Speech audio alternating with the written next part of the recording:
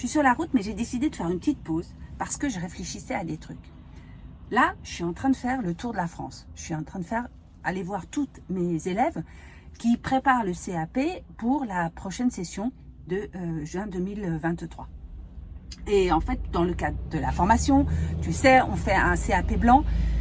Et du coup, il leur faut un exercice spécifique pour faire ce CAP blanc. Donc moi, je fais le tour de la France. Et donc, pendant ce voyage qui dure 11 jours, il y a des moments, j'alterne des moments où je rencontre des gens et des moments où je passe beaucoup de temps toute seule sur la route ou le soir dans les hôtels. Et j'ai le temps de réfléchir. D'accord ? Donc, ce qui est formidable, c'est que j'alterne des rencontres qui sont très, très riches, qui me permettent de comprendre et de voir l'état d'esprit des filles que j'accompagne. Et elles me parlent de ce qui leur plaît, de ce qui leur plaît moins, de comment ça va pas.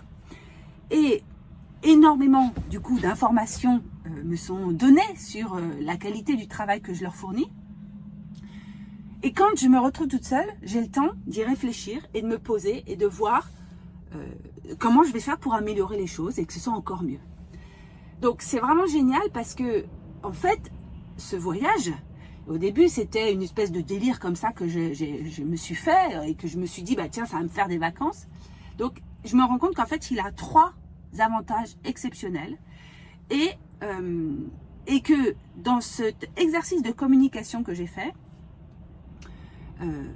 j'ai proposé quelque chose d'original parce que finalement, ce tour de France, il va me servir à différentes choses.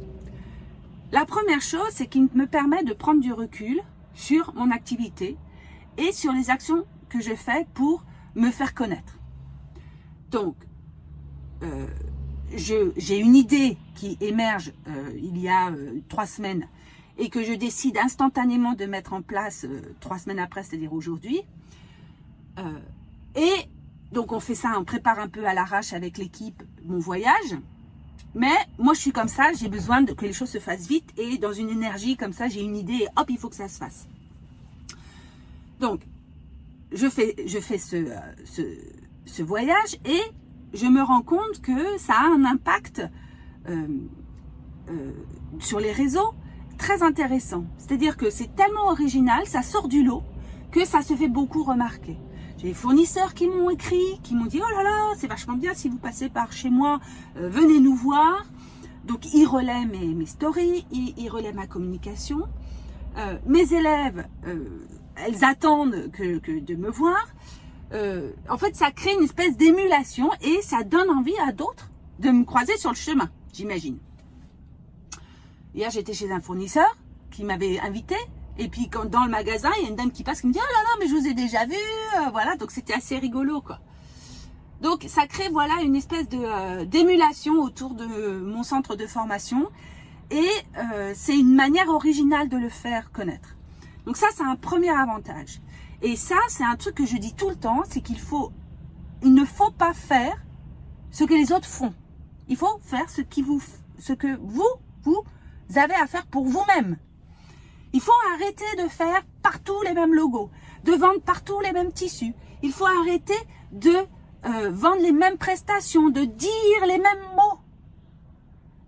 Parce que, en fait, vous recopiez. Moi, je vois beaucoup sur les réseaux des tapissiers, même des gens que je peux former ou que j'ai formés, qui parfois, par manque d'inspiration, ou plutôt, je dirais, de confiance en elles, vont se mettre à copier-coller des slogans, des phrases toutes faites que l'on voit sur les réseaux et puis sans se demander si ça correspond, en se disant bah c'est ça qui est à la mode, c'est ça qu'il faut faire. Mais en fait, on n'en a rien à foutre de ce qu'il faut faire. Ce qui est important, c'est ce qui est bon pour toi et ce qui fonctionne pour toi et ton activité. Donc ça, je le dis tout le temps. Et toi, par exemple, bah oui, c'est pas courant voilà, moi, il existe le Tour de France cycliste, et bah moi, je fais le Tour de France des tapissiers. Bon, bah voilà. C'est juste une espèce de délire qui finalement va devenir un excellent support de communication sur lequel je vais pouvoir surfer et certainement que je vais pouvoir réitérer les autres années. 1. Trouver des canaux de communication qui sont les vôtres et pas ceux du voisin. 2. L'intérêt de ce voyage, c'est quoi? C'est que je suis toute seule avec moi-même.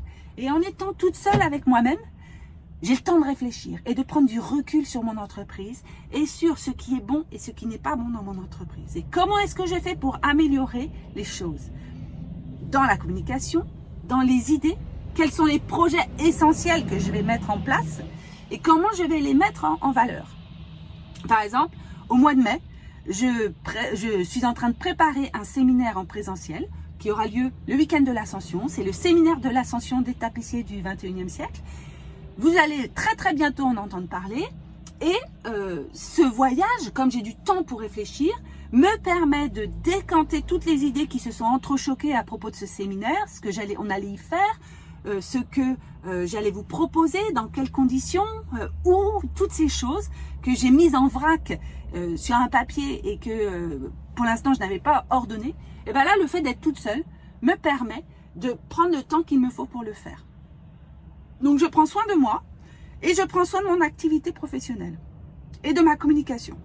Et puis il y a un autre truc aussi super intéressant, c'est que je rencontre mes clientes, je rencontre mes élèves.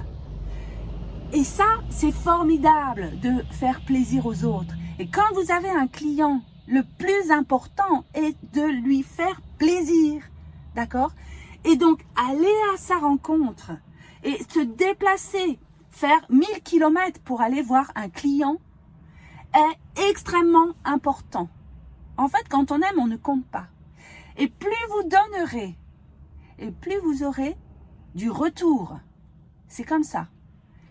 Parce que plus vous serez généreux, et plus on vous reconnaîtra pour la qualité de ce que vous proposez, de qui vous êtes. Donc, moi, quand on me dit non, c'est trop loin, je peux pas, gna gna gna gna gna, je suis pas d'accord. Parce que je pense que parfois, donner de soi va rapporter beaucoup plus. Et là, je me rends compte que qu'en y allant, j'arrive, je rencontre des gens, des personnes formidables, hyper chouettes, qui sont contentes de me voir, qui sont qui sont touchées que je me sois déplacée jusqu'à chez elles. Et pourquoi aussi je fais ça? Parce que elles sont déjà venues jusqu'à chez moi. Et donc pourquoi est-ce que tout se serait toujours dans un seul sens? Une relation humaine avec les gens, même dans une relation commerciale, parce que forcément moi je fais de la formation, ce sont des clientes que je vais voir, donc il y a une relation commerciale, mais cette relation commerciale elle peut être agréable et elle peut profiter à tout le monde. Donc j'y vais, je vais chez mes clientes et je leur rends en plus, si pour celles qui le souhaitent, je fais de la pub pour leur atelier.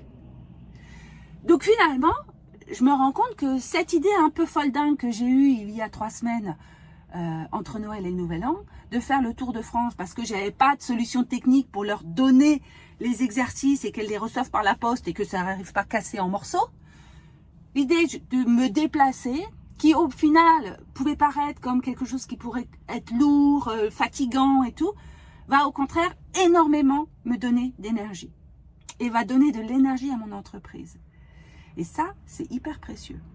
Donc voilà, ma conclusion pour cette vidéo, c'est de vous dire qu'il faut que vous trouviez des canaux d'acquisition et des manières de vous faire connaître qui vous ressemblent et qui sortent du lot.